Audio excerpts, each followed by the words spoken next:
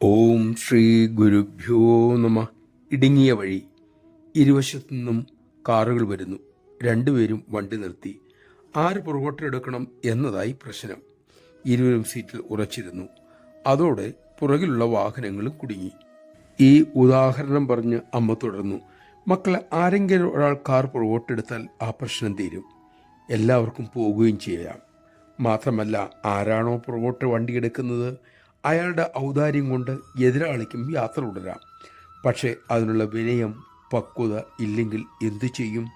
അവനവൻ്റെ യാത്രയെ മുടങ്ങും, സമൂഹത്തിന് ശല്യവുമാകും. ഇത് തന്നെയാണ് ഇന്ന് ലോകത്തുണ്ടാകുന്ന യുദ്ധം ഉൾപ്പെടെയുള്ള സകല പ്രശ്നങ്ങളുടെയും മൂലകാരണം. അഹന്തയിൽ നിന്നുണ്ടാകുന്ന വാശി, പ്രേമരാഹിത്യം. മനുഷ്യകുലത്തിന് തന്നെ ഈ മനോഭാവം മഹാദുരിതം വിതയ്ക്കുന്നു. നമഃശിവായ. അമ്മ ലോകത്തിനോട് പതിറ്റാണ്ടുകളായി ഉപദേശിക്കുന്നു. ഭാരത സന്ദേശമാണ് ലോകശാന്തിക്കുള്ള ഉറപ്പുള്ള വഴി. എല്ലാം ഈശ്വരമയമെന്ന് അറിഞ്ഞ് സ്നേഹിക്കുക, സേവിക്കുക.